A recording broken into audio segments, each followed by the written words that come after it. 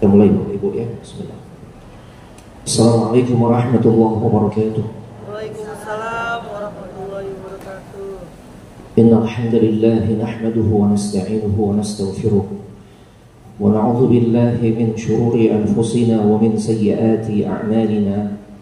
May yahdihillahu fala mudilla lahu wa may yudlil fala hadiya lahu. Asyhadu an la ilaha illallah wahdahu la syarika lahu وأشهد أن محمدا عبده ورسوله لا نبي ولا رسول بعده. اللهم صل وسلم على نبينا محمد وعلى آله وأصحابه أجمعين. يا أيها الذين آمنوا اتقوا الله حق تقاته ولا تموتن إلا وأنتم مسلمون.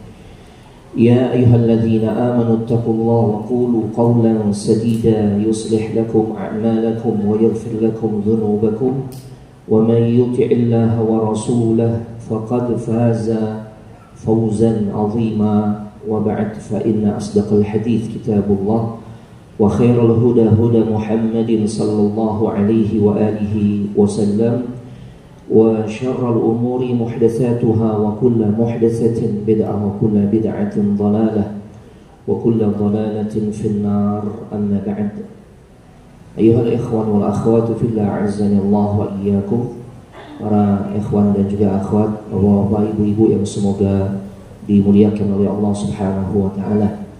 Alhamdulillah, kita sangat bersyukur kepada Allah Subhanahu wa taala di pagi hari menjelang siang ini bertepatan dengan tanggal 23 Safar 1446 Hijriah yang juga bertepatan dengan tanggal 27 Agustus 2024.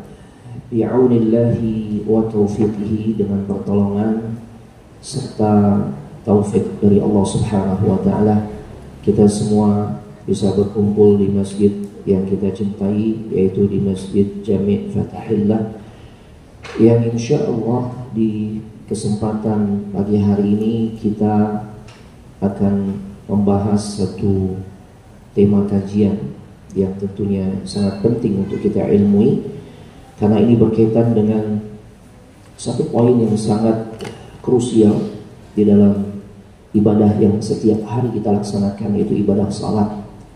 Ya, tidak lain tema yang akan kita bahas di kesempatan pagi hari ini, yaitu tentang masalah khusyuk di dalam salat.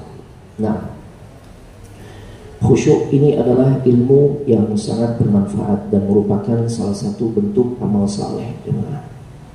Bahkan para ulama menjelaskan di antara hal yang pertama kali hilang ya di kalangan manusia ini adalah perkara kekhusyuan. Ya Allah, sampai-sampai Nabi kita Muhammad SAW dalam hadis yang diriwayatkan dari jalan Shaddad ibn Aus, ya, dari Shaddad ibn Aus radhiyallahu taala anhu, Rasul SAW pernah bersabda, awwalu ma yurfa'u minan nasi al-khusyu'. Hal yang pertama kali itu dicabut dari manusia ternyata tentang kekhusyuan. Ya, jadi khusyuk ini perkara yang pertama kali dicabut oleh Allah Subhanahu wa taala pada hati-hati manusia. Nah, oleh karenanya tentu menjadi amat sangat penting kita belajar tentang sholat yang khusyuk, agar mudah-mudahan sesuatu yang hilang ini tidak terjadi pada diri kita.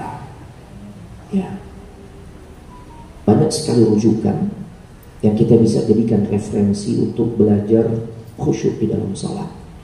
Di antaranya kitab yang ana bawa, Al-Khusyuk fi Shalah, ya, fi Dhaw'il Kitabi was Sunnah. Ini buah karya dari Syekh Al-Qahtani. Nah, dari kitab setebal ini kurang lebih sekitar hampir 400 halaman berisikan tentang pembahasan khusyuk di dalam salat. Dari sini kita menjadi faham betapa masalah khusyuk di dalam salat ini, hal yang berkaitan dengan kekhusyukan di dalam salat itu adalah perkara yang sangat penting.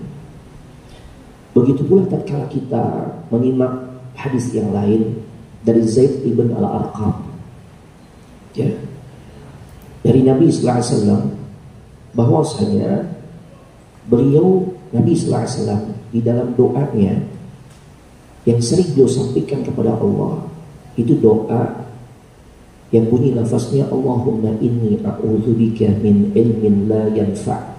Ya Allah, aku berlindung kepadamu dari ilmu yang tidak bermanfaat. Yang berikutnya yang Nabi minta kepada Allah adalah wa min qalbin la yakhsha, dari hati yang tidak bisa khusyuk.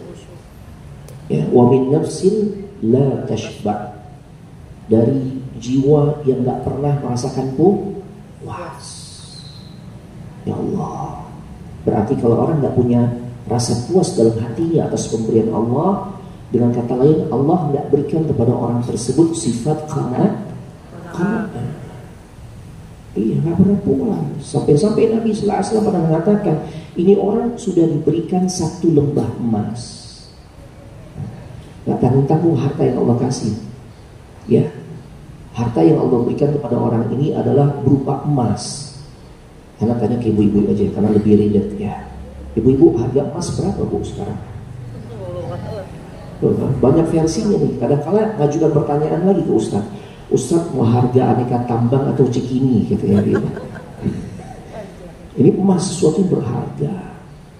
Ya, kalau di rumah kita nih, di deposit boxnya atau di safety boxnya, kita punya satu batang emas atau emas batangan di rumah kita tuh kita punya, beratnya 2 kilo. Sekarang harga 1 gram emas di atas 1 juta ya. 1, berapa bu? 1,4. Ya Allah, selalu bergerak naik. Udah berapa tuh? Kalau satu batangnya 2 kilo, 1 kilo aja kalau 1,4 udah 1,4 M. Kalau 2 kilo berarti 2,8 M. Ya Allah. Kayaknya hidup kita udah nyaman nih dari segi ekonomi ya, kalau ada emas batangan di rumah kita ya. Ini yang Nabi sampaikan dalam hadis tersebut. Orang ini sudah diberikan 1 lembah emas. Ya, kekayaan yang Allah berikan berupa emas itu 1 lembah. Ya Allah. Tapi ternyata itu belum memuaskan dirinya.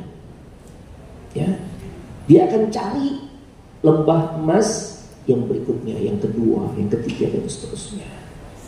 Ya, kemudian yang terakhir dari doa ini Nabi menyampaikan kepada Allah, wa min da'watin la yustajabu laha. Aku berlindung kepadamu ya Allah, ya, jangan sampai dalam kondisi doanya itu tidak diterima oleh Allah Subhanahu wa taala. Dari doa ini, dari doa yang tadi Anda bacakan redaksinya yang biasa Nabi sampaikan, ada poin di mana Nabi mohon kepada Allah, ya, berlindung beliau kepada Allah dari hati yang tidak khusyuk. Ini gimana? Jadi jangan sampai ya kita tidak memiliki kekhusyukan di dalam salat. Kita masuk pada pembahasan keutamaan khusyuk dalam salat. Ya, karena pilih beberapa poin saja jemaah. Ya. Kita masuk pada keutamaan khusyuk di dalam salat. Fadailul khusyuk lillahi ta'ala fi shalah. Ya, keutamaan khusyuk di dalam salat. Yang pertama, jemaah, khusyuk di dalam salat. Ya, kalau kita bisa khusyuk dalam salat, maka itu akan menjadi sebab kita akan bisa, ya, mendapatkan satu momen kondisi kita seperti bayi yang baru dilahirkan dari perut ibunya. Artinya seorang yang khusyuk di dalam salatnya, maka Allah akan jadikan dirinya seperti bayi yang baru dilahirkan, ya, dari perut atau dari rahim sang ibu. Ya Allah, ini dahsyat memang. Siapa yang gak pengen dosa-dosanya diampuni oleh Allah, keadaannya kembali menjadi bersih? Semua kita pengen. Karena kalau dosa kita diampuni, kondisi kita bersih dari dosa, otomatis ini menjadi sebab kita akan mendapatkan kemuliaan di kehidupan akhirat. Ya. Dan ternyata yang menjadikan seseorang itu punya peluang, kondisinya akan bisa kembali seperti bayi yang baru dilahirkan dari rahim sang ibu. Itu di antara sarananya adalah ketika kita bisa khusyuk di dalam sholat. Dan alhamdulillah masalah sholat ini kan terkait dengan ibadah sholat, semua kita mampu mengerjakannya kan. Ibadah yang semua hamba Allah itu mampu untuk melaksanakannya, karena nggak perlu mengeluarkan biaya yang besar. Dan keutamaannya sangat banyak, tidak lain adalah sholat di antaranya. Coba haji ini menjadi sebab ya dosa kita diampuni oleh Allah, dan menjadi sebab juga kita akan bisa berada dalam kondisi seperti bayi yang baru dilahirkan. Kalau hajinya adalah haji yang mabrur. Nah, ternyata bukan hanya haji mabrur, ya. Karena kalau cuma haji mabrur, kan tidak setiap hamba Allah diberikan kemampuan untuk bisa berangkat haji.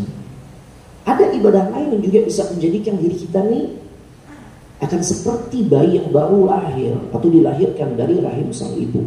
Tidak lain ketika kita khusyuk di dalam salat. Ya Allah. Ya. Fi haditsin tawil, dalam hadis yang sangat panjang, hadis ini diriwayatkan oleh Imam Muslim. Sampai kita pada poinnya saja ya. Ketika ada redaksi di mana Nabi mengatakan fa innahu wa qama fa shalla fa hamidallahu wa athna alaihi. Ya. Fa in huwa qama fa shalla. Jadi ada seorang yang dia itu berdiri untuk melaksanakan salat. Kemudian dia memuji Allah dengan pujian, dengan sanjungan yang terbaik. Ya. Dan yang berikutnya, ketika dia dalam keadaan salat, wa faragha qalbahu lillahi illa sarafa fi khati'atihi ka hay'atihi yawma waladathu ummuh. Ya. Kemudian saat dia mengerjakan salat, benar-benar tuh salat yang dia kerjakan dengan penuh konsentrasi, ya, dengan penuh kekhusyuan. Maka kata Nabi sallallahu alaihi wasallam, niscaya orang yang seperti ini cara salatnya, ini akan menjadi sebab dosa-dosanya itu akan keluar dari dirinya, akan dihapuskan oleh Allah. Ya, sebagaimana hari pertama ketika ia dilahirkan dari perut sang ibu. Masya Allah. Ini Bapak Ibu. Jadi di antara keutamaan khusyuk di dalam salat, yang pertama adalah dia akan menjadi salah satu sebab yang akan menjadikan diri kita seperti bayi yang baru dilahirkan. Allahu Akbar. Nah, sebelum kita lebih lanjut, Ana ingin sampaikan dulu tentang apa sih makna khusyuk. Itu juga penting ya. Nah, agar kita nih paham nih khusyuk apaan sih Ustaz khusyuk? Ya, kita udah terlampau jauh tapi kita belum memahami tentang makna atau definisi dari kata khusyuk. Nah, banyak sekali pengertian atau definisi yang disampaikan oleh para ulama tentang makna khusyuk. Nah, anak pilihkan salah satunya seperti yang disampaikan oleh Al-Imam Ibnu Rajab Al-Hambali. Ya, berarti ini ulama bermadhab apa Bu? Bapak? Hanabilah, ya, bermadhab Hambali. Nah, beliau katakan yang dimaksud dengan khusyuk, kata Imam Ibnu Rajab Al-Hambali, ya,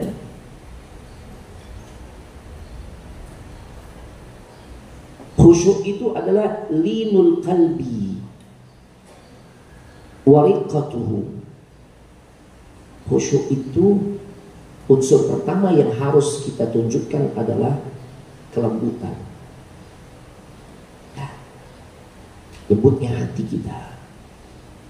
Makanya tatkala dia menyambut seruan Allah, saat kita dengar panggilan adzan yang dikumandangkan oleh muadzin, itu kan seruan Allah sebenarnya, panggilan Allah lewat suara muadzin.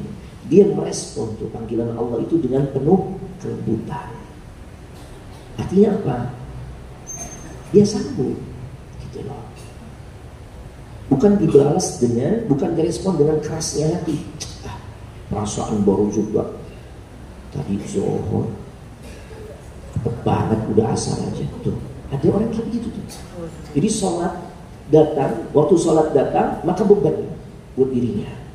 Ini menunjukkan kerasnya hati seorang.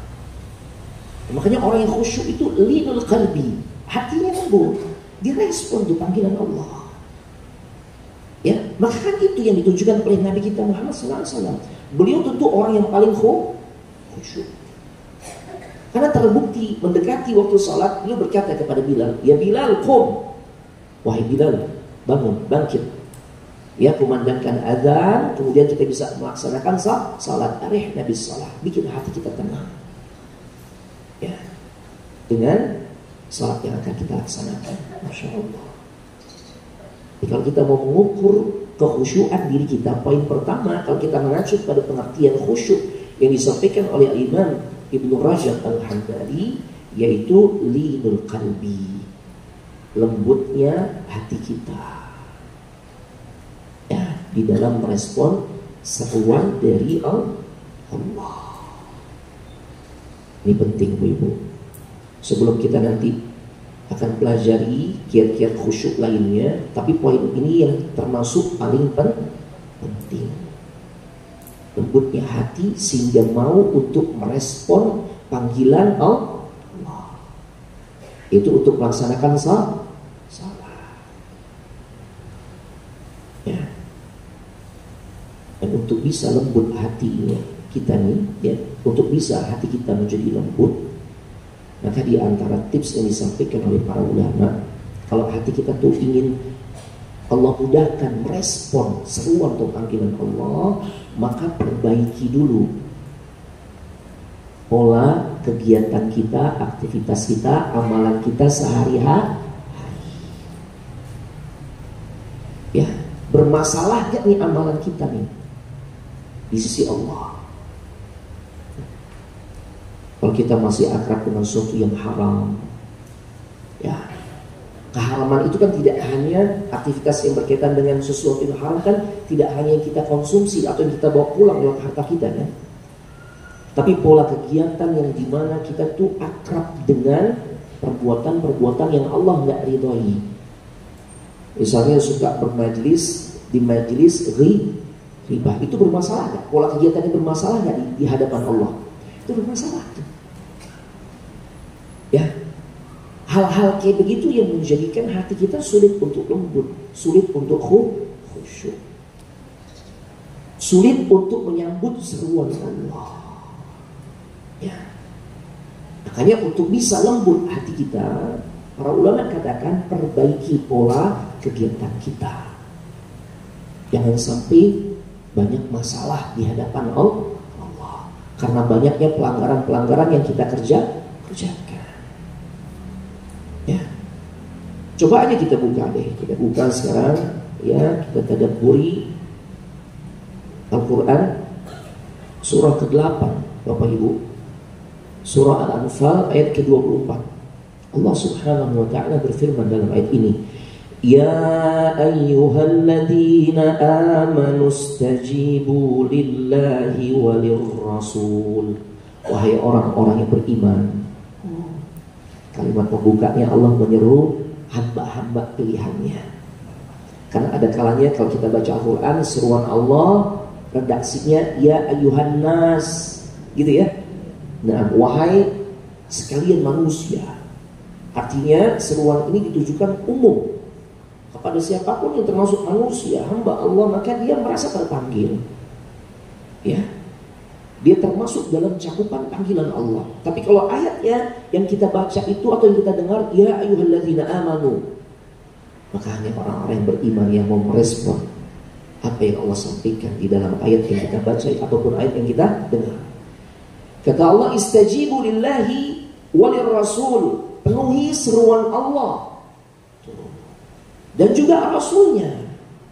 Idza da'akum lima yuhyikum, apabila Allah tuh menyeru kita, memanggil kita, khususnya salat ini Kalau udah datang atau tiba waktunya, kita dengar muadzin kumandangkan adzan, berarti ini diantara ya contoh seruan atau panggilan dari Allah yang harus segera kita sambung. Nah ini. Ya. Nah, karena kalau kita menyambut seruan Allah, apa kata Allah? Lima yuhyikum. Ya. Allah akan memberikan kehidupan kepada dirimu. Ya. Dihidupkan juga hatinya, dibikin lembut hatinya tuh, sehingga bisa khusyuk. Kita lanjutkan ayat berikutnya atau kelanjutan ayat ini. Wa'lamu annallaha yahulu bainal mar'i wa qalbi.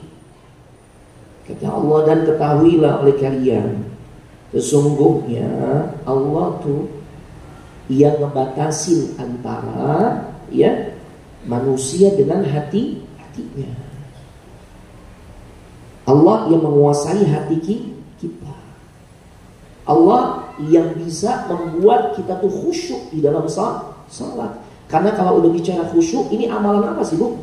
Zahir atau amalan hati? Hati. Kalau menyangkut amalan zahirnya, ya kita udah bahas tuh tentang sifat salat Nabi dari takbir dan seterusnya sampai salam. Yang secara zahir kelihatan. Tapi kalau pembahasannya tentang khusyuk, ini bicaranya amalan hati. Ya. Allah perintahkan dalam ayat ini sambut tuh seruan Allah dan Rasulnya. Artinya apa? Perbaiki hubungan kita kepada Allah. Ya, agar hati kita tuh nanti pada akhirnya mau diarahkan, dibimbing oleh Allah kepada hal-hal yang baik. Ini penting nih. Ini di awal Anda perlu sampaikan hal ini. Ya, karena kita nanti tidak hanya mengandalkan, kita nanti tidak hanya sebatas mengandalkan untuk bisa khusyuk dalam salat, maka kita harus memahami tentang apa-apa yang kita baca di dalam salat, dari mulai takbirnya sampai salam. Itu kan beragam macam zikir dan doa yang kita sampaikan kan. Baik, kita harus paham betul. Tapi hal itu tidak menjadi bermanfaat kata para ulama jikalau poin pertama ini kita nggak bisa tunjukkan. Itu memperbaiki amalan kita. Ya Allah, memperbaiki pola aktivitas kegiatan kita, amalan kita. Jangan sampai bermasalah di hadapan Allah. Sehingga pada akhirnya kalau orang itu sudah bermasalah dengan Allah, dia nggak mau tuh menyambut seruan Allah. Kalau sudah seperti itu kondisinya, ya maka orang ini pun sulit untuk mengarahkan hatinya kepada hal-hal yang baik. Karena dia tidak memiliki hubungan baik dengan sang pemilik hati. Ya. Padahal syarat untuk bisa nanti Allah mengarahkan kita nih, hati kita kepada hal-hal yang baik, itu tidak lain mau dulu menyambut seruan Allah. Itu.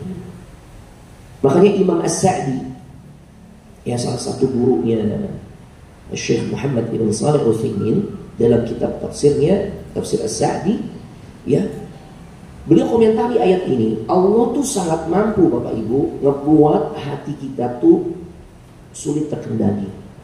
Itu bahasanya apa ya? Liar. Gue pengen khusyuk nih, pokoknya pengen khusyuk. Ya, ilmu tentang khusyuk, tips-tipsnya udah banyak anak ilmu. Anak pengen khusyuk, tapi dia nggak menjaga pola kegiatannya, amalannya, aktivitasnya sehari-hari dengan Allah. Yang dia lakukan justru hal-hal yang bermasalah di hadapan Allah. Maka kalau seperti ini kan hubungan dia kepada Allah nggak baik. Bagaimana Allah bisa mengarahkan hati orang ini kepada yang baik? Betul. Makanya kata Imam As-Sa'di, Allah sangat mampu membuat hati kita tuh liar, sulit terkendali kalau kita tuh nggak mau diatur, kalau kita nggak mau menyambut seruan Allah. Sebagaimana kita tuh kalau nggak mau menyambut seruan Allah berarti kita durhaka kepada Allah. Maka hati kita pun akan dibuat durhaka kepada diri kita, sulit terkendali.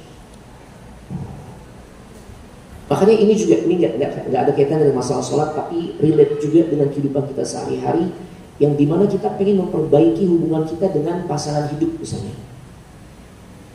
Anak pokoknya pengen nanti begitu pulang kajian, anak akan lebih romantis sama istri anak, sama suami anak.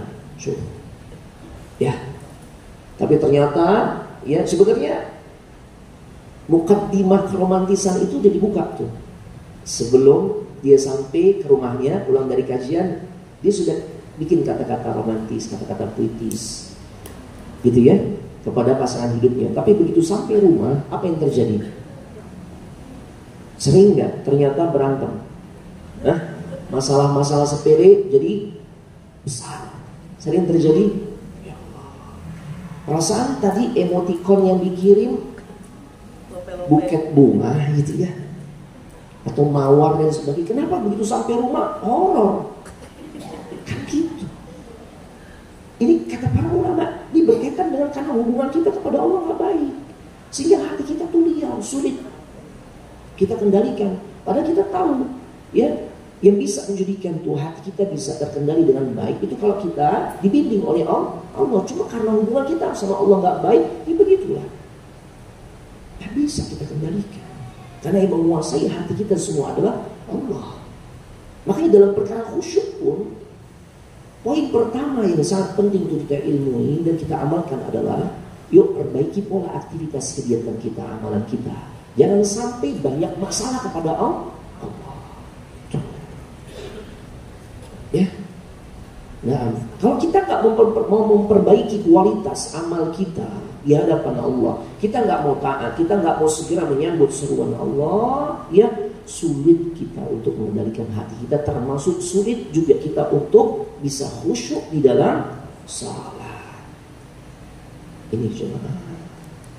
Ya, jadi makna pertama, poin pertama berkaitan dengan definisi khusyuk itu adalah linul qalbi, lembutnya hati. Kemudian ya kata Imam Ibnu Rajab yang berikutnya adalah ya ini masih bagian dari makna khusyuk yang sangat panjang beliau sampaikan, sangat luas. Ya. Kemudian beliau katakan wariqatuhu ya wasukunuhu, tentram dan tenangnya hati seseorang. Makanya kita kalau ingin mengkondisikan sholat kita khusyuk, ya kondisikan juga tuh dalam pelaksanaannya, ya terlepas dari hal-hal, ya terlepas dari berbagai macam hal yang bisa ya merusak ketenangan sholat kita. Makanya HP mesti di silent, minimal silent, kayak gitu. Ya. Kemudian beliau juga katakan wa khudu'uhu wa inkisaruhu, ya. Yang dimaksud khusyuk itu adalah terenyuhnya hati kita. Ya, makanya kita dapati ya, itu orang ada yang sampai nangis ketika dengar imam baca surah, karena terenyuh. Dan itu diantara bentuk tanda kekhusyukan. Nah, kalau untuk bisa terenyuh ini berarti kita harus paham tentang apa yang kita baca atau apa yang kita dengar. Karena ada juga di momen sholat tarawih beberapa tahun yang lalu sebelum pandemi ya, qabla jaihah, ada imam memang masya Allah bacaannya luar biasa dan sangat menghayati sehingga banyak makmum yang juga ikut menangis. Dan saat itu ada juga di samping kami yang nangis. Ya Allah, anak muda nangis. Selesai sholat, kita tanya, gimana akhi? Nikmat ya sholat, sampai-sampai antum bisa nangis. Ternyata kok ekspresinya kayak agak aneh nih. Ya tadi anak merasakan antum di samping anak antum nangis ya. Ya Ustaz, itu sesuatu banget loh kita bisa nangis dalam sholat. Tapi ternyata apa yang menjadikan dia nangis? Ya masalah gini Ustaz, anak tuh nangis karena terlalu capek Ustaz. Imamnya panjang banget, anak capek, anak nangis. La haula wala quwwata illa billah. Anak gak paham Ustaz. Jadi bawakan doa kunut panjang dan sebagainya sampai nangis di bulan Ramadan. Ya, anak berpikir ini sesuatu banget ya, anak muda bisa kayak gini ya. Ternyata dia nangis kecapean jemaah. Ya sulit terenyuh, kenapa? Karena nggak memahami. Nah, ya. Baik. Nah, hati yang khusyuk itu selalu diikuti dengan khusyuknya anggota badan. Makanya tanda orang khusyuk di dalam sholat itu nggak banyak gerakan. Walaupun ada gerakan-gerakan yang ditolerir ketika iddal hajah, ketika saat dibutuhkan. Iya dong. Saat dibutuhkan boleh. Dan itu tidak merusak kekhusyukan. Atau tidak menjadikan, kalau kita melakukan gerakan tersebut otomatis ente nggak khusyuk. Contoh, Nabi kita sepakat ya, orang yang paling khusyuk dalam sholatnya, betul gak? Ya. Tapi ternyata beliau dalam sholat, dalam kondisi sholat sambil ngegendong Umamah, gendong cucu, bayangin. Ini gerakan berat atau ringan, ibu-ibu? Berat. Baru kita tahu beliau orang yang paling khusyuk dalam sholatnya. Tapi beliau menggendong cucunya ketika sedang sholat. Ya, jadi Umamah ini salah satu cucu Nabi, ya, dari Zainab. Yang kita tahu kan cucu Nabi Hasan Husain. Padahal cucu Nabi dari anak beliau yang lain juga ada, yaitu dari jalur Zainab, ya. Dan juga Abul As, suami itu Abul As namanya, punya anak namanya Umamah. Laki perempuan ibu? Laki. Nah, laki perempuan. Nah, terjadi khilaf antara ibu dan Umamah. Maisarah laki perempuan bu? Perempuan. Di bulak rantai ya perempuan. Kalau di Arab laki, Maisarah laki. Makanya tadi kembali tuh Umamah laki-laki padahal perempuan. Iya.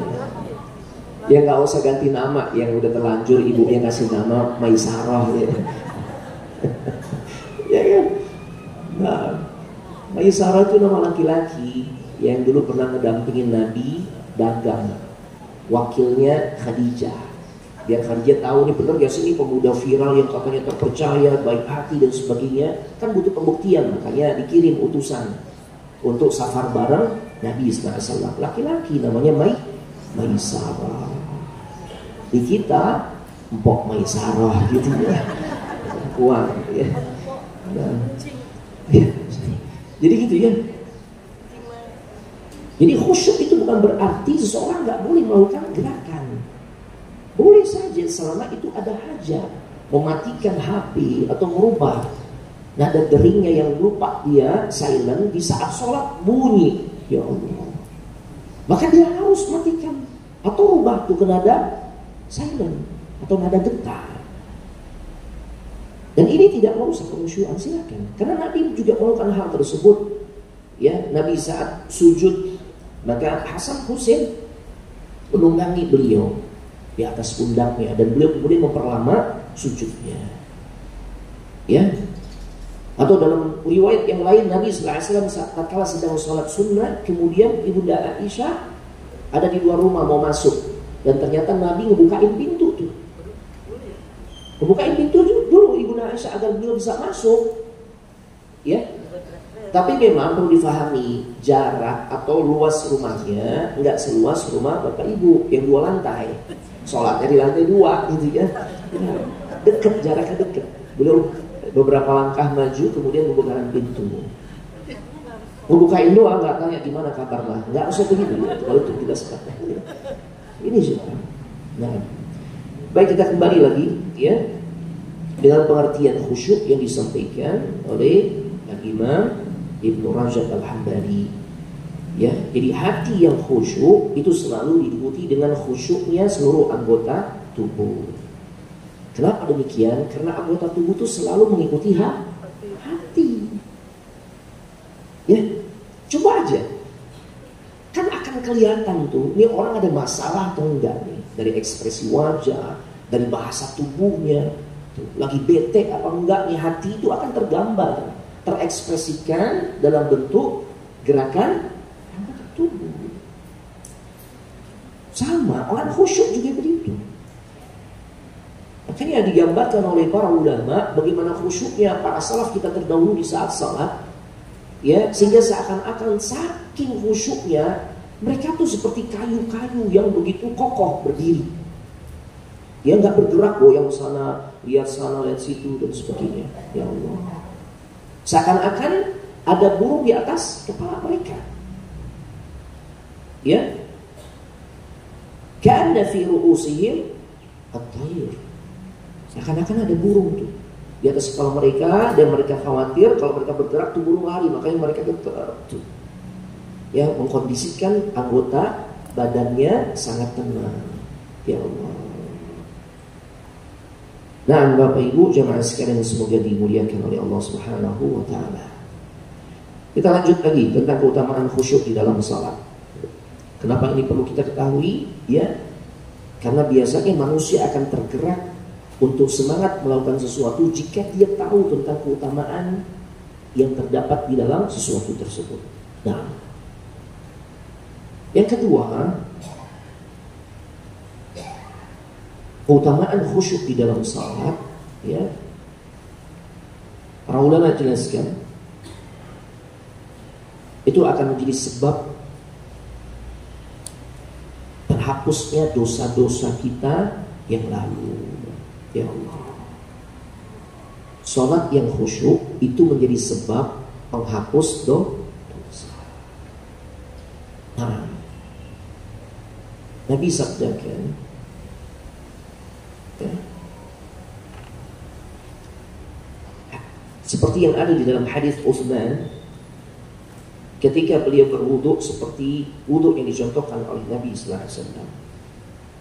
Kemudian setelah beliau selesai berwudu, beliau berkata atau menyampaikan apa yang Nabi sampaikan, "Man tawadda'a nahwa wudu'i hadza thumma shalla rak'ataini la yuhaddithu fihi ma nafsahu ghafarallahu lahu ma taqaddama min dhanbi."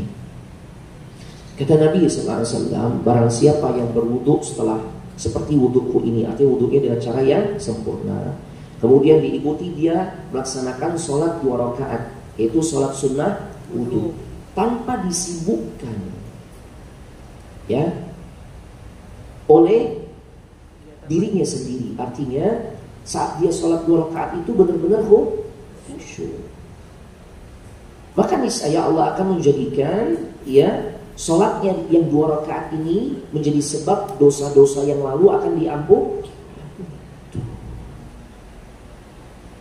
Tapi memang gak hanya sebatas sholat. Di dalam hadis ini Nabi sallallahu alaihi wasallam mengatakan la yuhadditsu fihi ma nafsuhu. Ya, dia gak disibukkan tuh hatinya dengan hal-hal pribadinya, macam-macam. Kadang-kadang kan memang orang sholat itu diganggu oleh syaitan untuk tidak khusyuk, diserang tuh hatinya, sehingga ingat, ya, kunci motor masih nyantel atau enggak gitu ya. Ya, kompor udah dimatiin belum gitu ya. Atau kadang udah putus asa, kayaknya gua harus beli lagi nih barang ini nih. Gak ketemu. Udah ngobrak-abrik lemari, laci dan sebagainya. Terus beli lagi. Ternyata ingatnya di mana? Pas waktu sholat. Ya Allah. Ini. Ya. Kalau dia benar-benar bisa fokus salatnya yang 2 rakaat itu setelah dia mengerjakan wudu, maka itu menjadi sebab dosa-dosa yang lalu akan diampuni. Ya Allah. Ya. Kemudian keutamaan lainnya dari khusyuk saat kita mengerjakan salat. Ya. Para ulama katakan ini menjadi sebab kita akan dijamin masuk surga. Kalau kita khusyuk di dalam salat, ini akan menjadi jaminan untuk bisa masuk surga. Ya. Sebagaimana hadis dari Uqbah ibn Amir. Ya. Beliau katakan seperti itu. Summa yaqumu fa yusalli rak'ataini muqbilun 'alaihima biqalbihi wa wajhi illa wajabat lahul jannah. Ya Allah. Ya. Tidaklah seorang muslim dia berwudu, dia sudah sempurnakan wudunya, kemudian dia mengerjakan salat 2 rakaat dengan sepenuh hati. Tuh. Fokus, khusyuk, konsentrasi. Melainkan pasti dia akan masuk surga. Ya Allah. Jadi sholat khusyuk itu adalah jalan menuju surga. Ya. Kemudian keutamaan khusyuk dalam sholat. Khusyuk merupakan perkara penentu pahala sholat kita. Ya Allah. Nah,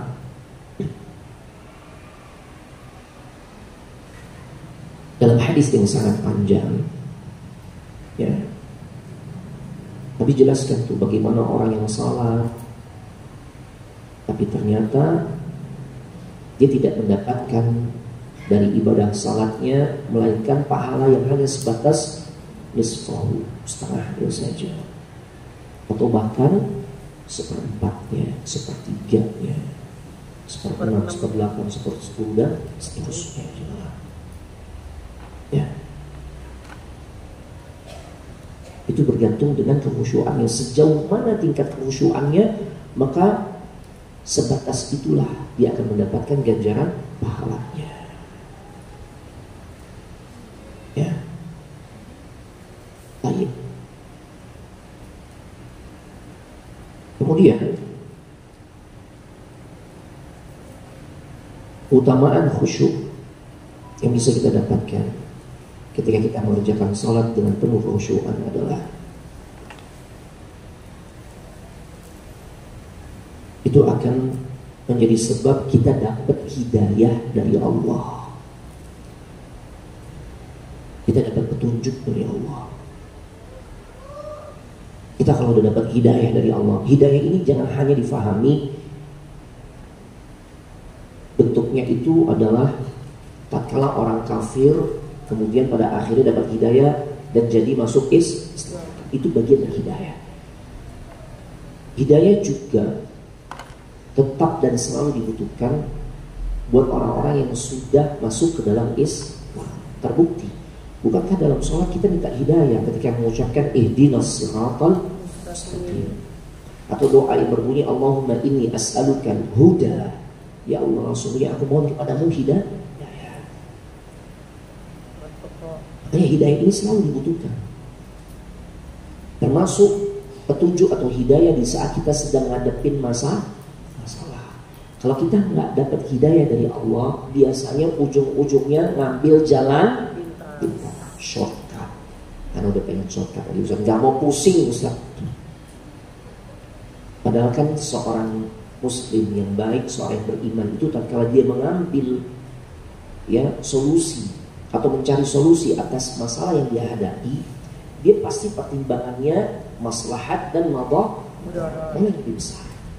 Bukan jalan pintas, bukan nggak mau pusing, ya. Tapi mana yang lebih besar maslahatnya dibandingkan madaratnya. Kita bisa tuh mempertimbangkan atau menjadikan standar maslahat madarat di dalam mengambil keputusan saat kita tuh dapat hidayah dari Allah. Ternyata orang-orang yang khusyuk dalam salatnya, dia akan dapat hidayah dari Allah. Ya, seperti yang Allah firmankan dalam surah ke-22 Al-Hajj ayat ke-54. وَلِيَعْلَمَ الَّذِينَ أُوتُوا الْعِلْمَ أَنَّهُ الْحَقُّ مِنْ رَبِّكَ فَيُؤْمِنُوا بِهِ فَتُخْبِتَ لَهُ قُلُوبُهُمْ وَإِنَّ اللَّهَ لَهَادِي الَّذِينَ آمَنُوا إِلَى صِرَاطٍ مُسْتَقِيمٍ. Dalam ayat ini Allah katakan dan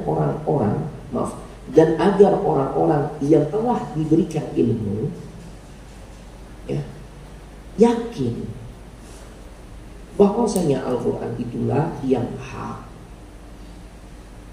yang berasal dari Rabbmu. Kemudian dia beriman dan tunduk hati mereka kepada Allah.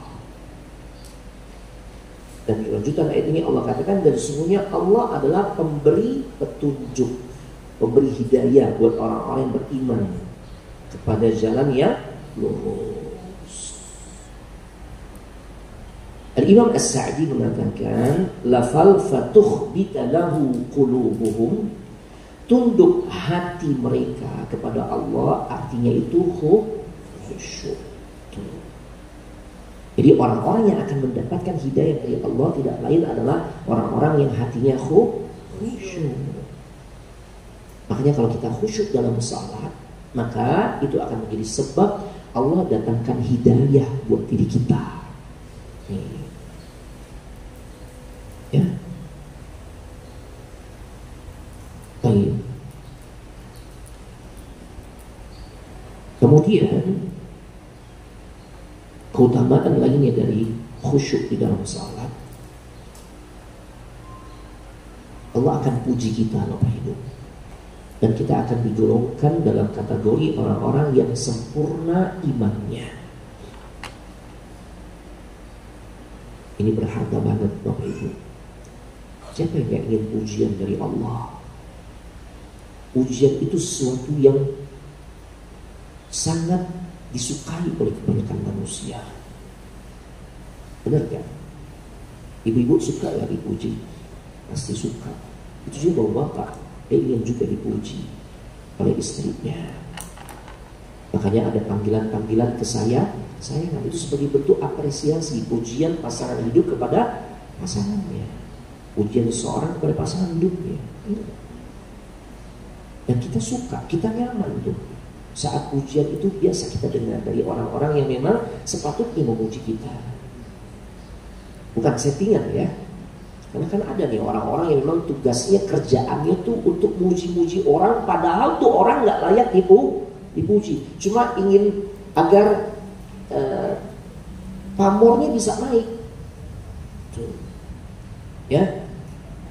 Untuk meningkatkan atau merubah namanya, ya, yang di kalangan masyarakat tuh nggak baik jadi baik, meningkatkan pamornya, maka dipuji-puji.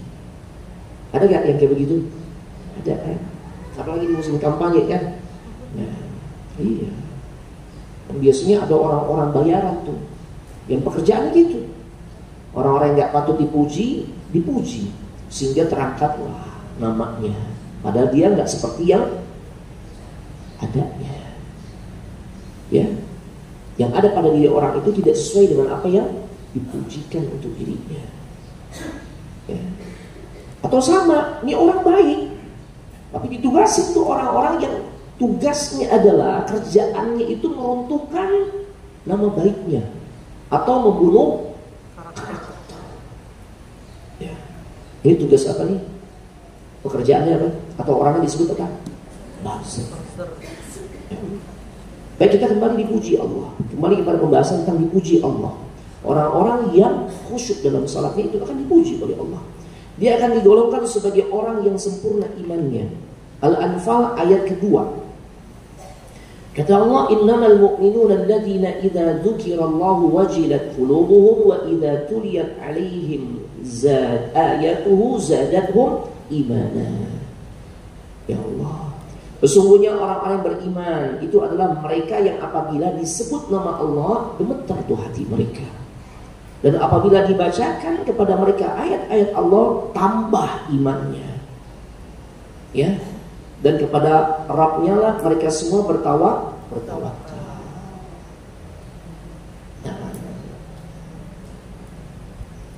Wajilat qulubuhum, hati yang gemetar, artinya hatinya tuh merasa takut. Nah, ya. Dan ini adalah gambaran hati orang-orang yang beriman. Hati orang-orang yang khusyuk. Nah, baik. Dan otomatis orang-orang yang seperti ini pada akhirnya Allah akan angkat derajatnya di sisinya. Nah, sebagaimana juga di dalam firman Allah yang lainnya dalam surah Al-Hijr ayat 52. Ya, dan juga ayat 53, qala inna minkum wajilun qalu la tawjal. Ya. Berkatalah Ibrahim, sesungguhnya kami merasa takut kepadamu. Maka mereka berkata, janganlah kalian merasa takut. Nah, ini ayat-ayat ini Ayat-ayat yang berisikan tentang gambaran orang-orang yang khusyuk, yang hatinya itu takut kepada Allah. Sehingga pada akhirnya Allah puji-puji mereka di banyak ayat. Ini penyebutan Allah di beberapa ayat yang ada dalam Al-Quran ini sebagai bentuk pujian Allah terhadap mereka, yang dimana mereka khusyuk, hatinya diliputi oleh rasa takut. Kalau sudah dibacakan ayat Allah, disebut nama Allah dan sebagainya. Ya. Begitu pula di dalam surah Al-Mu'minun ayat 60, walladzina yu'tuna ma ataw wa qulubuhum wajilah. Dan orang-orang yang dia beribadah kepada Allah lewat hartanya, sedekahkah, infakah, wakafkah, zakatkah dan sebagainya, ternyata muncul rasa takut dalam hati mereka. Lagi-lagi dalam ayat ini Allah kembali menegaskan ciri orang yang khusyuk itu, ya, mereka memiliki rasa takut dalam hatinya kepada Allah, yang sehingga pada akhirnya Allah pun sering sebut-sebut mereka di dalam Al-Quran. Penyebutan Allah terhadap mereka di dalam Al-Quran apa namanya kalau bukan menunjukkan pujian Allah terhadap mereka. Bapak Ibu jemaah sekalian semoga dimuliakan oleh Allah Subhanahu wa taala. Kita masuk sekarang kedudukan khusyuk dalam salat. Khusyuk dalam salat itu laksana atau ibarat roh di dalam tubuh. Ya. Jadi khusyuknya kita dalam salat ini ibarat roh dalam tubuh atau jasad kita. Makanya kalau rohnya udah nggak ada, lenyap, maka tubuh ini menjadi mayat. Ya. Makanya jangan sampai ini salat kita kosong, sebagaimana jasad yang sudah tidak ada lagi rohnya. Kalau hal ini kita persembahkan kepada Allah, bernilaikkah salat kita? Kan enggak. Ya, bernilai juga. Nah, kemudian Bapak Ibu jemaah sekalian semoga dimuliakan oleh Allah Subhanahu wa taala. Kita masuk sekarang pada kiat-kiat atau tips agar kita bisa khusyuk di dalam salat. Nah, yang pertama, bukan yang pertama, tadi yang kedua berarti ya. Jadi pertama tadi yang Anda sampaikan adalah memperbaiki amalan kita. Jangan sampai ya banyak amalan-amalan kita yang bermasalah di hadapan Allah. Yang berikutnya, untuk bisa khusyuk dalam salat, maka penuhi syarat salat khusyuk. Ya, penuhilah syarat-syarat ya salat itu bisa khusyuk. Apa aja syaratnya? Yang pertama, ikhlas. Ya. Nah, yang kedua, ya, kita harus ittiba, mengikuti tata cara salat yang dicontohkan oleh Nabi. Sebagaimana umumnya ibadah itu diterima kalau terpenuhi syarat ikhlas dan ittiba. Sama, mau bisa khusyuk juga ikhlas dan ittiba harus terpenuhi. Yang ketiga, syaratnya adalah ihsan, atau lebih khusus disebutnya muraqabah, merasa diawasi. Ini diantara syarat-syarat yang bisa menjadikan kita khusyuk dalam sholat.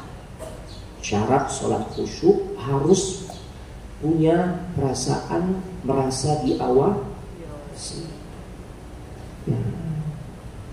Kenapa sih kok orang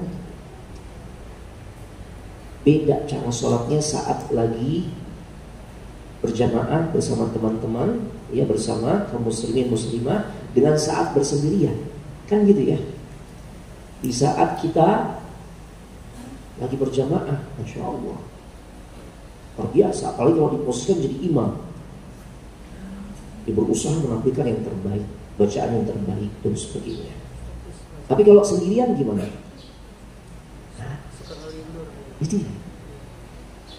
Nah, kalau memang ternyata berbeda perlakuan dia di saat sholat bersama-sama atau di hadapan manusia dengan saat dia sholat sendiri, berarti ini gambaran orang ini ketika sholat tidak merasa diawasi oleh Allah Subhanahu wa Ta'ala.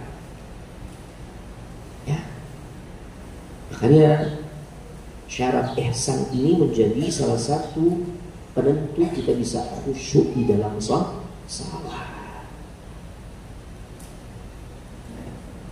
Nah,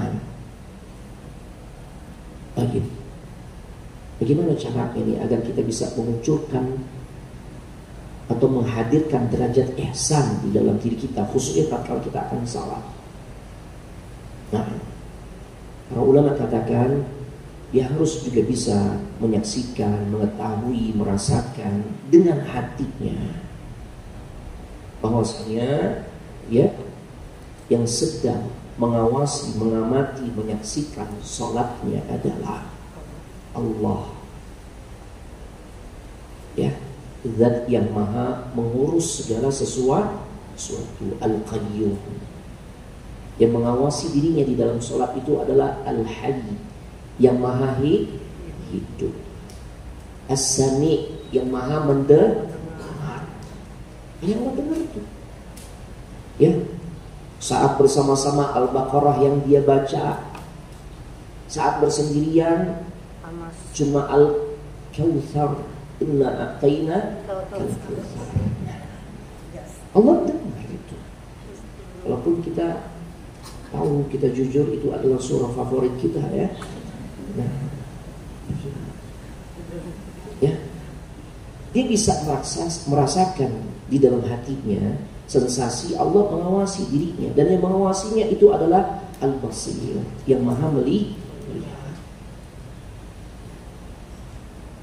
Ini cuma. Jadi ihsan ini adalah landasan untuk seluruh amalan hati, termasuk dalam urusan khusyuk.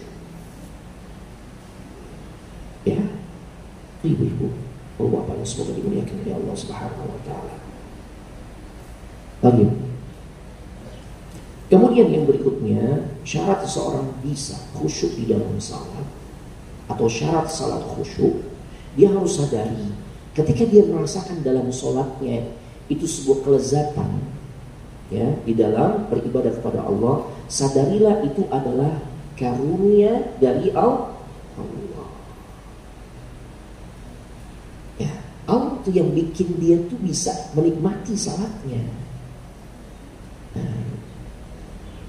Karena jangan sampai nanti lewat salat yang dia bisa nikmati justru memunculkan masalah yang lain tatkala dia terserang oleh penyakit ujub. Nah, ujub ini yang pada akhirnya dia nggak bisa mempertahankan kualitas salatnya yang sudah baik. Kenapa? Kalau orang sudah ujub berarti kan dia terpukau dengan amal ibadahnya. Akhirnya nanti ujung-ujungnya dia sudah merasa cukup dengan ibadah yang dia kerjakan. Ada sesuatu yang berharga itu adalah tatkala kita bisa istiqamah, menunjukkan kualitas ibadah yang baik. Makanya kata para ulama, sadari kalau kita tuh pernah merasakan sensasi nikmatnya tuh nangis dalam sholat, tapi bukan karena capek ya. Nah, seperti tadi Anda ceritakan. Maka sadarilah itu adalah fadlun minallah, karunia dari Allah. Karunia juga. Ya. Baik. Karena kalau dia sadar itu adalah karunia dari Allah, dia akan terus berusaha menggantungkan dirinya kepada Allah agar Allah terus bisa berikan karunia tersebut kepada dirinya. Dia nggak terserang penyakit ujub atau merasa puas dengan amal ibadahnya. Ya. Dan yang terakhir, seseorang ya bisa menunaikan syarat salat khusyuk kalau dia merasa belum melakukan hal yang terbaik di dalam salatnya. Ini coba. Ya. Nah, Karena kemarin sebulan penuh ya di Mekah Madinah tuh, 15 hari Mekah, 14 hari atau 15 hari di Madinah. Itu prestasi gimana? Orang bisa ibadah salat ya di Masjid Al-Haram dan di Masjid Nabawi. Tapi kalau sudah muncul perasaan sekali sholat di sana di Masjidil Haram itu lebih afdal dibandingkan sholat sebanyak berapa kali di tempat lain? 100.000. Jadi di Masjidil Haram. Kalau di Masjid Nabawi 1.000. Kalau di Masjid Al-Haram berarti seperti kita sholat selama 270 tahun di tempat lain. Nah kalau ada perasaan tuh, berarti gue udah punya invest nih tuh. 270 tahun gimana? Sekali sholat di Masjidil Haram itu sama seperti kita sholat 100.000 kali di tempat lain. Kan gitu ya. Itu 100.000 kali sholat ya. Itu seperti kita kerjakan selama 270 tahun jemaah. Belum lagi kalau dilipat gandakan karena kita mengerjakannya secara berjamaah. Belum lagi ya, itu kita kerjakan tidak hanya satu sholat, tapi 5 waktu. Berapa hari kita di sana? Ya, 1 bulan penuh di Ramadan, terjadi di Ramadan.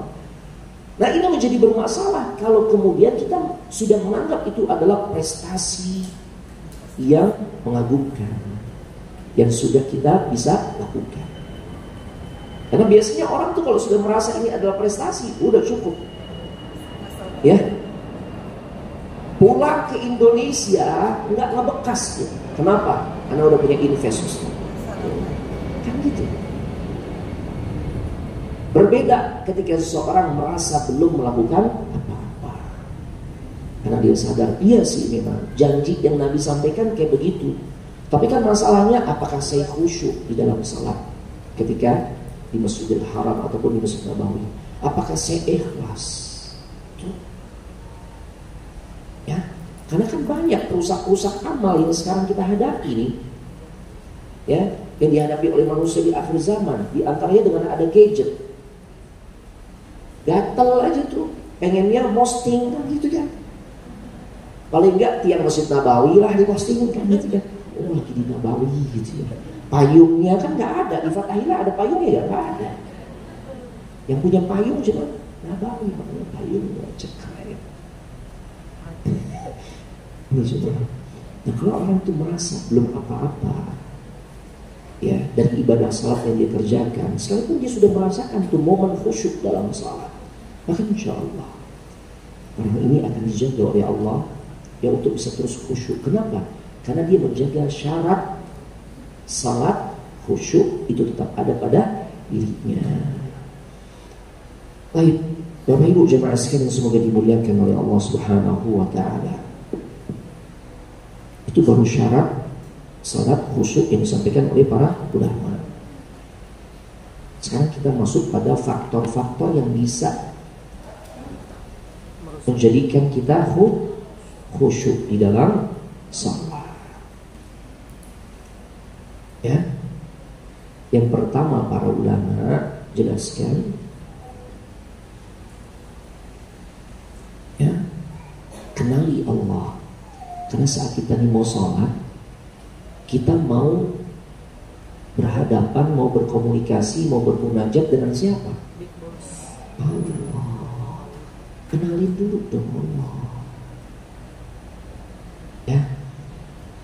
Sebagaimana ibu bapak bisa maksimal tatkala akan bertemu dengan pejabat karena dapat undangan. Pekan depan ibu bapak diundang untuk ketemu wali kota. Nah, ya, karena kita kenal, ini bukan orang biasa. Ya dari sisi duniawi dia punya kedudukan, pasti kan. Penampilan juga kita siapkan. Ntar anak kalau ditanya cara jawabnya gimana ya? Kata-katanya, ya masalahnya ini orang bilang anak ini agak-agak cablak nih gitu ya. Ini masalahnya mau ketemu Pak Wali Kota nih. Berarti kan nggak boleh tuh cablak itu keluar, kan gitu ya. Anak harus menata nih. Terlebih nanti dari sisi protokoler juga disampaikan. Kenapa sampai seperti itu persiapannya? Karena kita kenal sosok yang akan kita temui. Makanya segala persiapan kita ya siapkan dengan persiapan yang terbaik. Nah, kita mau khusyuk dalam sholat, kenali dulu nih siapa. Kita mau berhadapan dengan siapa, mau ketemu siapa, mau berdialog, mau berkomunikasi, mau curhat sama siapa? Sama Allah. Ya Allah. Maka semakin kita kenal Allah, semakin kita bisa khusyuk. Bahkan itu yang ditujukan oleh Ali ibn Husain ibn Ali, cicitnya Nabi SAW. Salah satu putranya Al-Husain. Beliau tuh kalau mau sholat kelihatan tuh cirinya. Bagaimana mukanya langsung kelihatan pucat. Ya, kadang-kala gemetar. Kenapa? Karena beliau tahu banget, beliau sangat kenal Allah. Ya, saat beliau akan mendirikan salat, hakikatnya beliau akan berhadapan dengan Sang Pencipta yang menciptakan dirinya, yang menciptakan segala sesuatu alam semesta jagat raya ini. Dialah Allah. Ini semua. Ya. Kemudian tips berikutnya untuk bisa khusyuk di dalam salat. Ya. Walaupun ini sepertinya berseri juga ya. Insya Allah ada setting 2 pertemuan. Yang berikutnya adalah kita harus berusaha untuk mengobati kerasnya hati kita. Obatin dulu tuh kekerasan, penyakit dan kelalaian yang sering muncul pada hati kita atau pada diri kita. Ya. Karena masalah-masalah di hati inilah yang menjadikan kita sulit untuk bisa khusyuk. Terlebih kita tahu khusyuk ini adalah amalan hati. Ya, makanya pembahasan sholat khusyuk atau khusyuk di dalam sholat ini relate atau berkaitan juga dengan pembahasan ya bagaimana kita berusaha untuk mengobati kekerasan, penyakit dan juga kelalaian yang ada dalam hati kita. Itu. Baik. Dalilnya banyak, karena persingkat karena bacakan saya dari dalil disampaikan oleh para ulama, di antaranya surah Al-Baqarah ayat 72 sampai 74. Ya. Itu ayat-ayat yang berkaitan dengan bagaimana seharusnya seseorang itu mengobati kekerasan, penyakit dan kelalaian di dalam hatinya. Ya. Kemudian juga ada dalam surah Al-Hadid surah ke-57 ayat 16 dan juga ayat ke-17. Nah, jadi pastiin dulu jemaah, bagaimana kita berupaya untuk mengobati kerasnya hati kita ini. Dengan cara apa? Di antaranya coba deteksi, teliti. Apa sih menjadi penyebab kerasnya hati kita? Oh, terlalu disibukkan dengan gadget. Berarti kurangi itu porsi berinteraksi dengan gadget. Oh iya, tiap saat ini Hermes terbaru seri Birkin atau apa ini misalnya, atau Prada udah keluar seri terbaru, ya Chanel dan sebagainya, itu kan.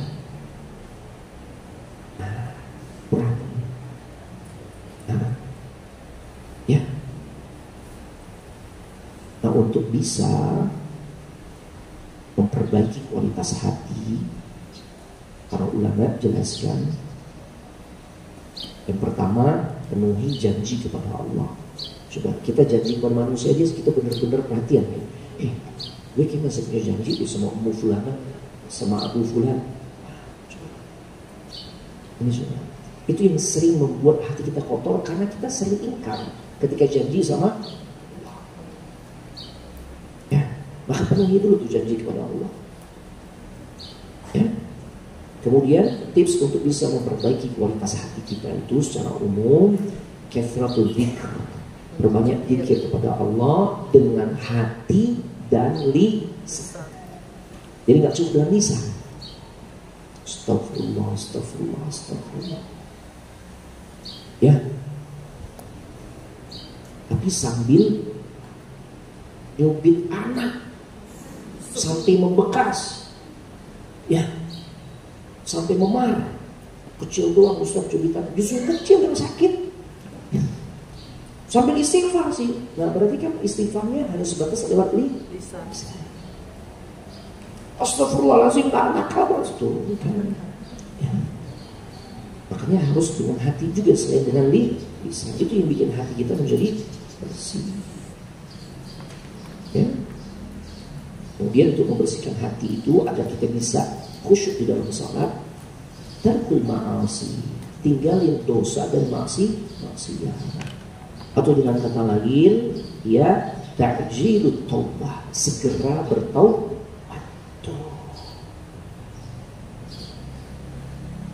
Ya, ini di antara poin-poin yang akan bisa membantu kita khusyuk di dalam salat. Sebenarnya sangat banyak jemaah. Ya, tapi kan waktu kita sudah agak mepet ya. Nah, ada juga ada kajian di Pulau Gadung nih nanti. Oh iya, kita nanti akan baca. Ada beberapa pertanyaan yang sampai ke kami lewat tulisan. Assalamualaikum. Waalaikumsalam. Ustaz, bila salat lupa rakaatnya, itu tanda tidak khusyuk.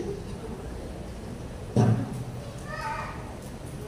kalau dikatakan ini salah satu tanda bisa saja, tapi bukan berarti orang yang lupa rakaat salat otomatis dia kita bisa vonis tidak khusyuk. Karena yang pernah lupa rakaat salat siapa? Nabi salat zuhur 2 rakaat. Kemudian sahabat tanya, apakah engkau mengqasar salat ya Rasul? Ya kan, qasar kan 4 jadi 2. Ya kata Rasul enggak. Tadi salat 2 rakaat. Kan lupa rakaat tuh, enggak tanggung-tanggung. Lupanya berapa? 2.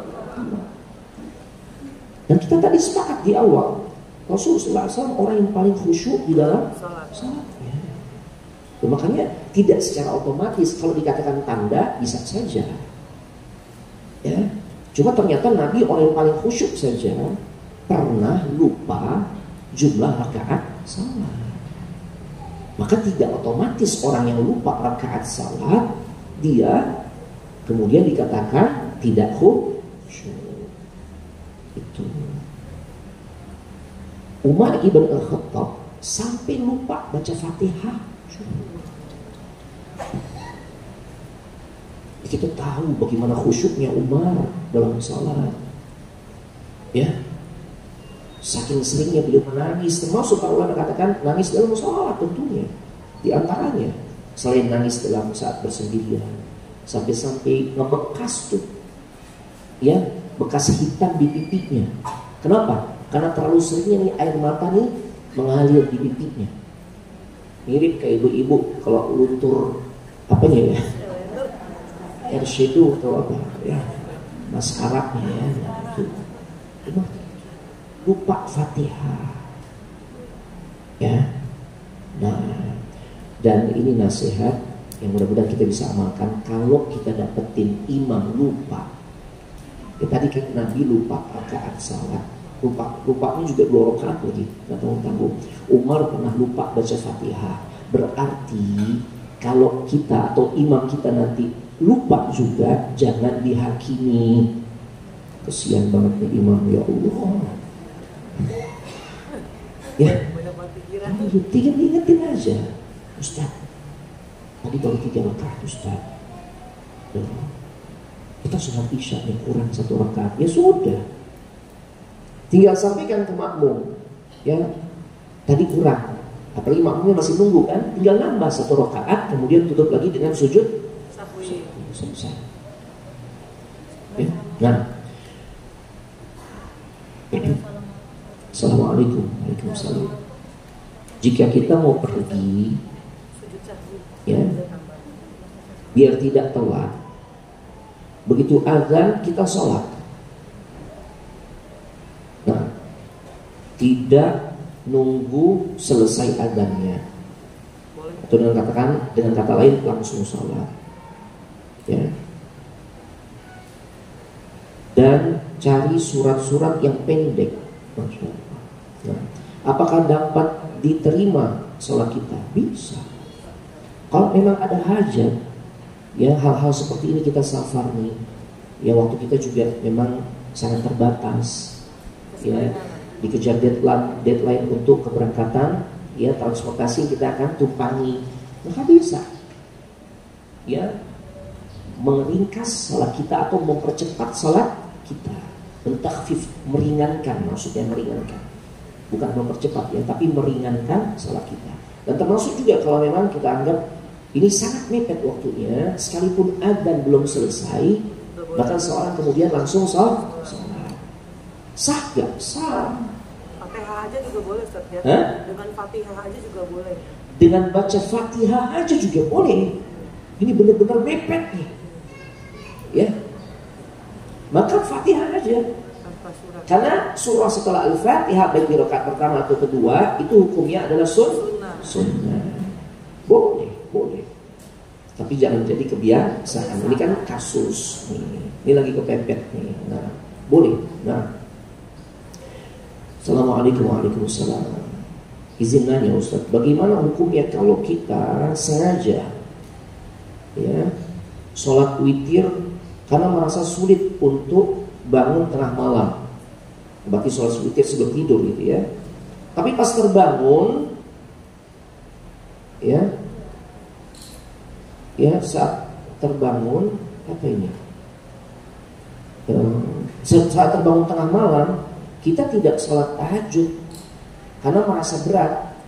Apakah ini termasuk kategori malas beribadah? Ya, sebenarnya gini Bapak Ibu, syariat itu kan mudah prinsipnya ya. Abu Hurairah ini sahabat yang luar biasa, alim, ulama di kalangan para sahabat, perawi hadis, sahabat yang paling banyak meriwayatkan hadis. Beliau pernah berkata, "Ausini khalili." Kekasih hatiku itu Nabi sallallahu alaihi wasallam pernah memberikan wasiat kepada diriku untuk melaksanakan salat witir qabla naum, sebelum tidur. Kenapa demikian? Karena beliau curhat sama Nabi. Beliau kalau bangun malam tuh agak sulit. Ya, seringnya bablas. Makanya jangan sampai kelewat salat malam. Makanya Nabi anjurkan beliau witirnya sebelum tidur. Ya. Nah nanti ketika dia bangun ternyata ya silakan tambah lagi sholat malamnya. Cuma tentu tidak witir 2 kali. Nah, ya kalau ini masuk kategori malas ibadah atau tidak, ya kalau ini memang sudah menjadi kebiasaan dia bisanya memang bangun, dia tidak bisa bangun malam. Dia bisa itu sholat malamnya itu sebelum tidur. Maka yang seperti ini tidak dikatakan malas ibadah. Ya karena memang ada opsi seseorang melaksanakan witir atau salat malam sebelum tidur. Itu jemaah. Tinggal kita jujur pada diri kita. Kita sebenarnya kategori ini seperti apa nih? Kalau memang sanggup bangun tengah malam, silakan. Yaitu yang terbaik. Nah, assalamualaikum. Waalaikumsalam. Afwan jika bertanya di luar tema. Bagaimana hukum membaca doa di luar bacaan salat ketika sujud dan di tahiyat akhir sebelum salam? Apakah harus diucapkan dengan bahasa Arab? Terjadi khilaf dengan para ulama. Memang dua momen tersebut, dua keadaan ini adalah momen terbaik ya untuk berdoa saat sujud atau sebelum salam. Terjadi pembahasan di kalangan para ulama, khilaf di kalangan para ulama tentang apakah doanya harus disampaikan dengan bahasa Arab atau boleh dengan bahasa selain Arab. Terjadi khilaf. Sebagian ulama mengatakan tidak boleh, ya, karena ya mereka memahami sholat itu adalah qaulun wa fi'lun makhsus, perkataan atau ucapan doa-doa, zikir dan doa yang memang secara khusus. Dan juga perbuatan-perbuatan yang juga sifatnya khusus. Ya, makanya sebagian ulama itu mengatakan tidak boleh, tapi sebagian lagi mengatakan boleh. Dan Anas pribadi lebih condong mengikuti pandangan ulama yang membolehkan. Ma'asyurut, dengan syarat. Apa syaratnya?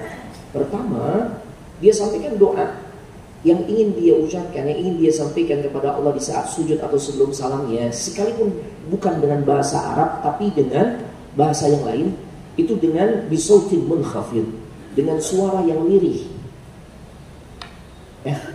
Suara yang lirih. Cukup dirinya dan Allah saja yang mengetahui. Karena kan ada orang tipikal doanya itu kencang jemaah, termasuk dalam sujud. Kan gak enak juga lagi berantem, pengen curhat sama Allah, berantem sama suaminya atau sama istrinya, curhat dalam sujud.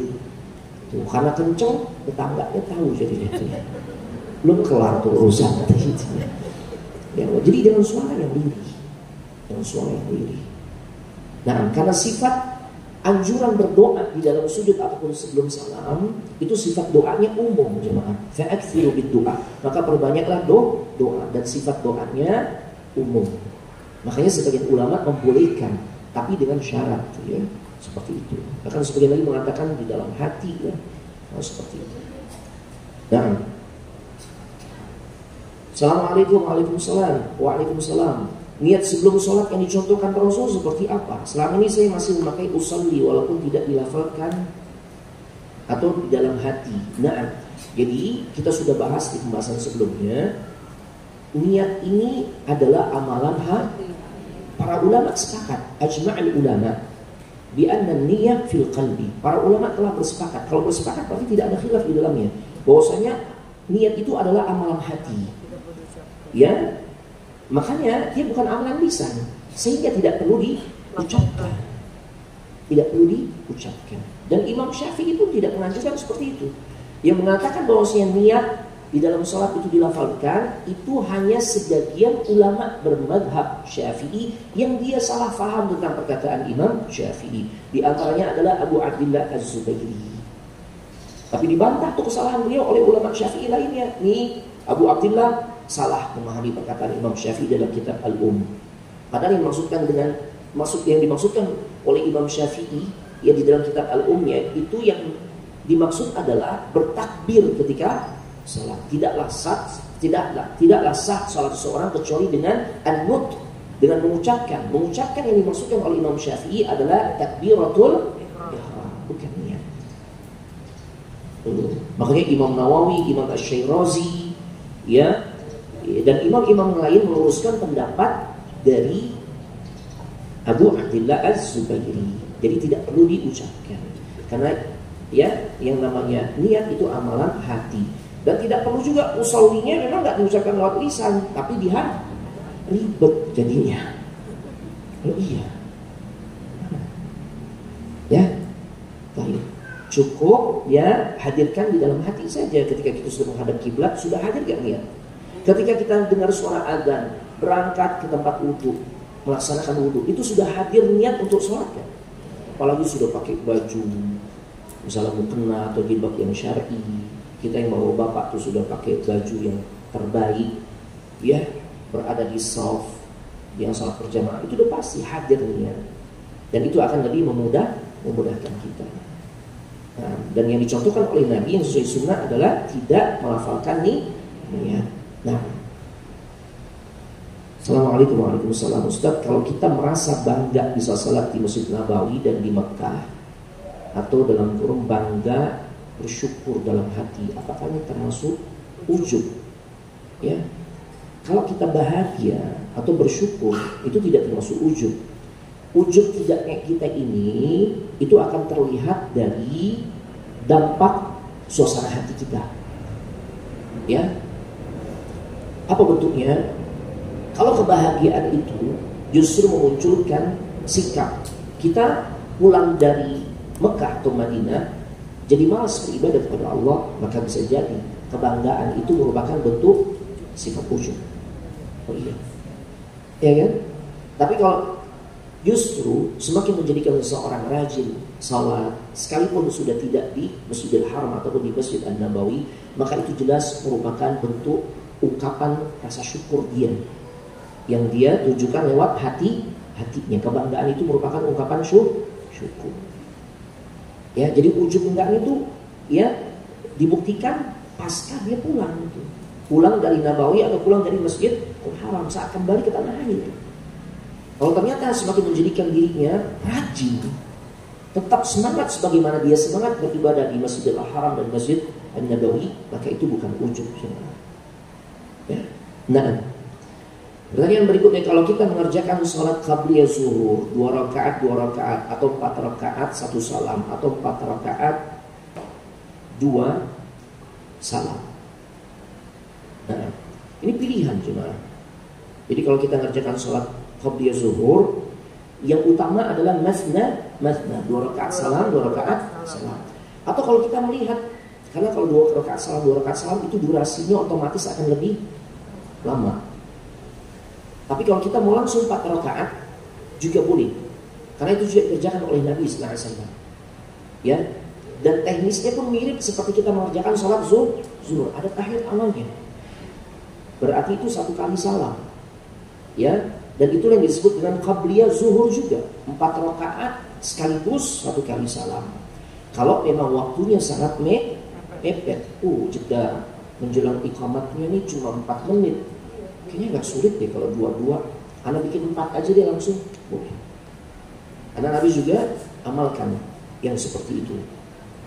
Ya, Ustaz, kalau kita ngerjakan sholat witir, ya 4 rakaat, 5 rakaat ya, 5 rakaat. Ya. Apa tetap 1 salam pakai doa kunut? Ya, kunut di dalam witir itu masyru' di syariat, ya syariatkan, sangat dianjurkan, disunnahkan. Ya. Jadi setelah rakaat yang terakhir, mau berapa rakaat yang penting ganjil. Di rakaat terakhirnya kita tutup witir kita dengan kunut. Jadi dalam pembahasan masalah kunut itu, sebenarnya kunut sangat disyariatkan di dalam sholat witir. Kalau sholat subuh terjadi tapi kalau witir nggak pakai kunut gimana? Witir nggak pakai kunut boleh, cuma berarti dia meninggalkan keutamaan. Ya, boleh saja sah witirnya, cuma akan lebih utama kalau dia juga dengan menyertakan kunut. Dan kita bisa tempatkan apakah setelah iktidal sami Allahu liman hamidah kunut atau sebelum ruku.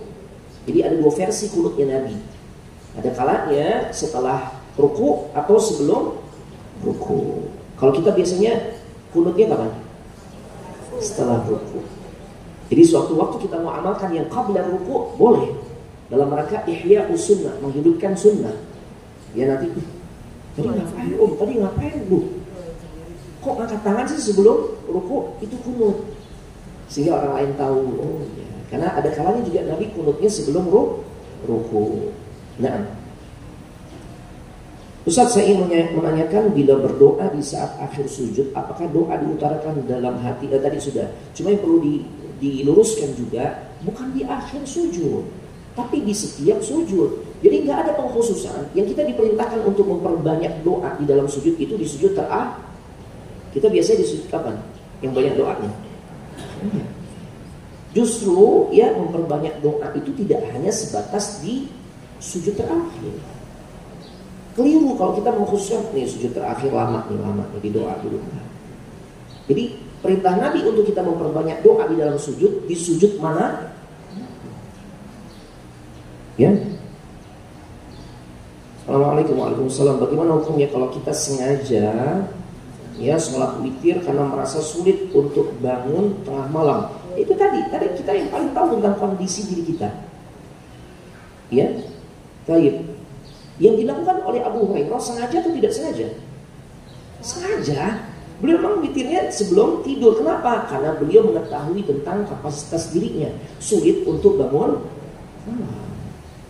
Ini bukan perkara sengaja atau tidak sengajanya, tapi ya pertanyaannya, kita bisa gak nih? Kalau memang bisa bangun malam, maka yang afdol ya kita nanti tuh pada saat tengah malam melaksanakannya. Ya, baik.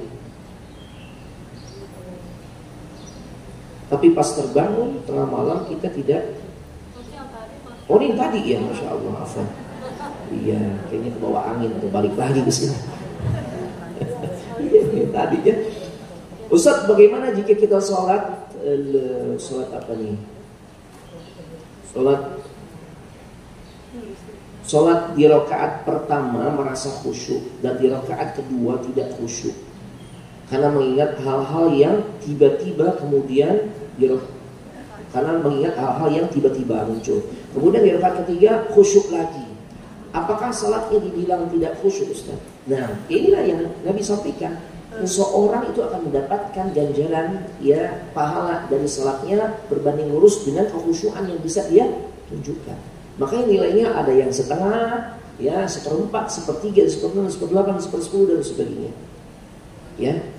Tapi bagus, yang penting bagaimana saat kita sadar nih rakaat kedua mulai itu terganggu dengan urusan-urusan di luar salat. Maka kita berusaha untuk mengembalikan kekhusyuan kita di rakaat berikutnya. Ya. Nah, Afwan Ustaz, saya akhir-akhir ini senang lihat YouTube tentang orang yang lagi makan dengan porsi gede, porsi besar. Masya Allah. Apa istilahnya? Mukbang gitu ya. Ya Allah. Kelihatannya enak banget Ustaz. Iya, melihat orang makan enak, apalagi lagi lapar gitu ya. Dan saya selalu ingat di dalam sholat. Masalah kalau ingat di dalam sholat. Ya Allah. Ya. Nah berarti kalau sampai kebawa di dalam sholat, berarti aktivitas nonton YouTube yang tayangannya berupa orang lagi mukbang itu harus ditinggalin. Kita tahu, kita deteksi nih problemnya adalah apa yang kita lihat kebawa dalam sholat. Ya, apa yang kita tonton akhirnya kegiring di dalam sholat. Berarti kita harus putus sesuatu yang bisa mengganggu sholat kita. Dan kita tahu tontonan tersebut ternyata bisa mengganggu kualitas sholat kita. Ya, Masya Allah. Ya, jadi cuma senang aja. Makanya memang di antara cara untuk memperbaiki kualitas hati kita dan juga termasuk amalan kita, para ulama katakan jangan banyak melihat.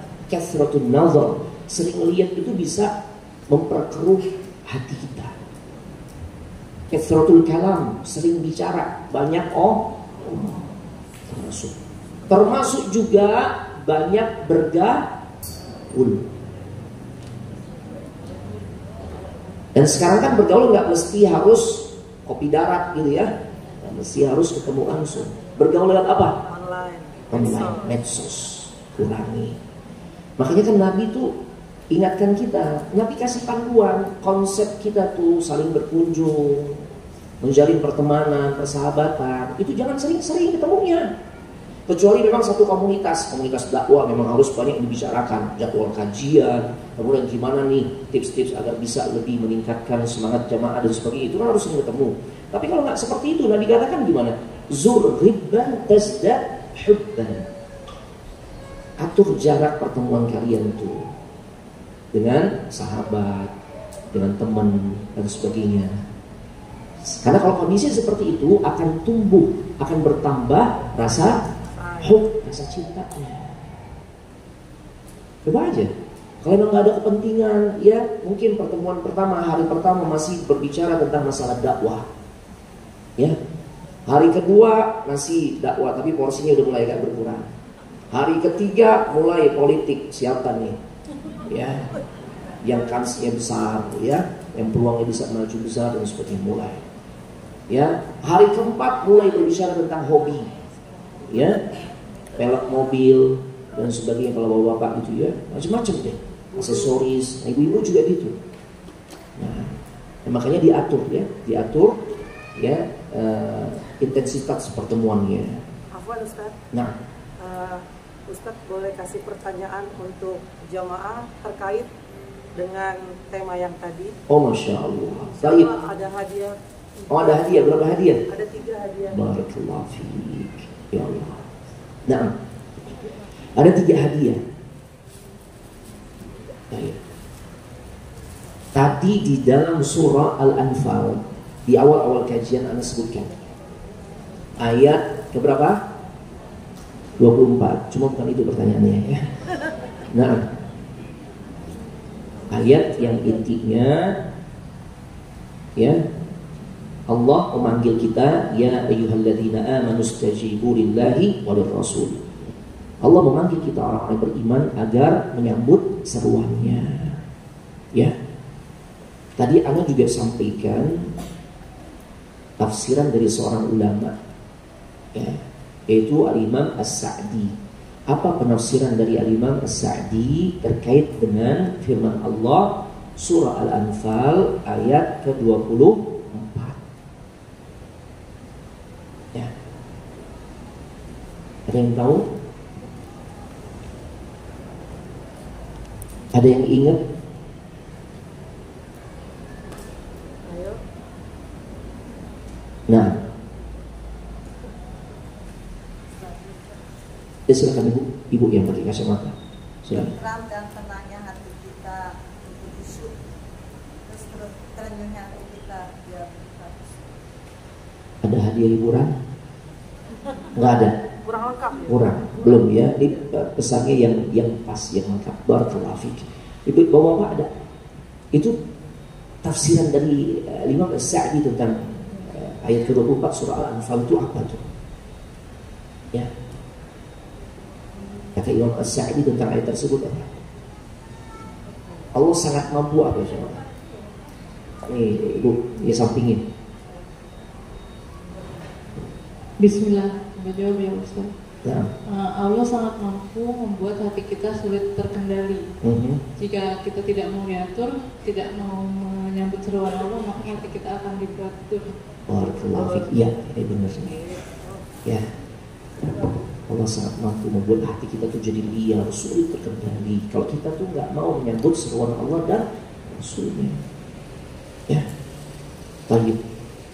Masih ada berapa lagi, Om? Dua. Masya Allah. Baik.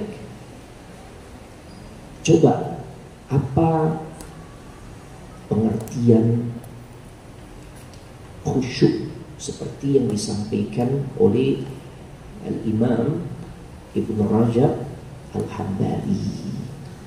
Ada yang sampaikan kan pengertian khusyuk yang disampaikan oleh Al-Imam Ibnu Rajab Al-Hambali. Ya. Dan itu menjadi kriteria kekhusyuan. Ini ibu-ibu yang mana nih? Silakan. Ada sebelah kiri, ada sebelah kanan. Gimana panitia? Oh gantian. Baik. Sebelah kanan Anda berarti.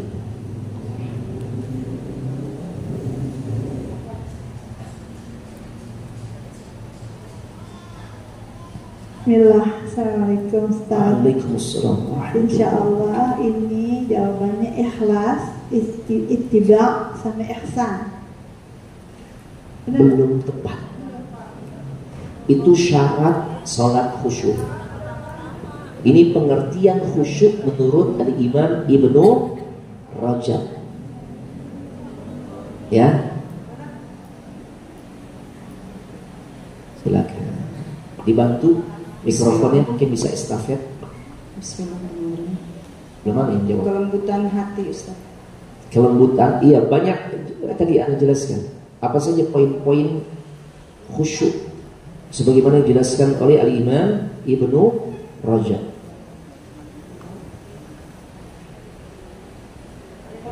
Kelembutan benar, cuma belum lengkap ya.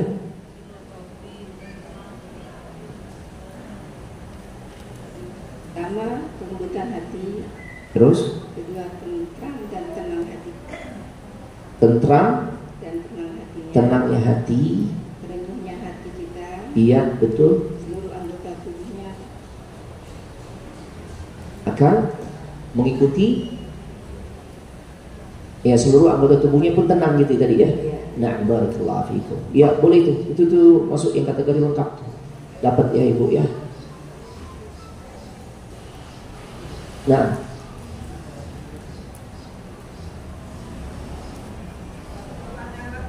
satu pertanyaan lagi, baik. Bapak belum nih? Ya Allah. Bapak, tadi Anda juga sampaikan syarat di mana seseorang itu bisa khusyuk di dalam sholat. Syarat sholat khusyuk. ada beberapa poin yang tadi Anda sampaikan. Coba bapak-bapak sebutkan. Terima kasih bapak-bapak deh. Ini dua udah ibu-ibu nih. Ada gak bapak-bapak? Kalau nggak ada bapak-bapak, saya bagi lagi ke ibu-ibu. Bapak-bapak banyak banget nih, Ustaz, kasih ibu-ibu aja nih ya. Ya Allah, luar biasa bapak, tawaduk banget nih ya. Ada yang mau jawab gak bapak? Ada? Ada? 7 tangan, siapa yang mau jawab? Syarat salat khusyuk. Ada beberapa poin. Ya silakan. Coba jangan keroyokan. Hadiahnya tak bisa dibagi. Cuman satu goodie bag tuh. Nah, silakan. Assalamualaikum warahmatullahi wabarakatuh. Waalaikumsalam. Pertama ikhlas, Ustaz. Betul, terus Mengikuti sholat cara Nabi. iya. Kemudian sadar bahwa sholat yang kita nikmati adalah karunia Allah. Iya, 2. 3 Ustaz udah. Ikhlas, mengikuti sholat cara Nabi. ya, ittiba, maaf. Ketiga tadi 3 sadar bahwa kita sholat Karunia. khusyuk itu karunia Allah. karunia dari Allah. Masih ada 2 poin lagi. Ya, Merasa belum melakukan hal terbaik. merasa belum melakukan hal yang terbaik dari sholatnya. Masih kurang 1 lagi. Terus satu udah habis. Catatannya udah habis. Catatannya udah habis. Gimana? Boleh, udah sebagian besar, boleh. Ya, barakallahu fikum. 1 lagi, merasa diawasi atau muraqabah. Barakallahu fikum. Baik, ini bisa Anda sampaikan, mudah-mudahan manfaat ya. Kalau ada kesempatan lain insya Allah nanti kita akan lanjutkan lagi pada ya kelanjutan pembahasan berikutnya ya, hal-hal yang berkaitan dengan ya khusyuk di dalam salat. Kita tutup ya kajian kita dengan doa kafaratul majlis agar majlis kita diberkahi dan tidak dinilai sebagai majlis yang penuh dengan kelalaian. Ya, kita sama-sama ya kita membaca doa kafaratul majlis. Subhanakallahumma wa bihamdik asyhadu an la ilaha illa anta astaghfiruka wa atubu ilaik. Assalamualaikum warahmatullahi wabarakatuh.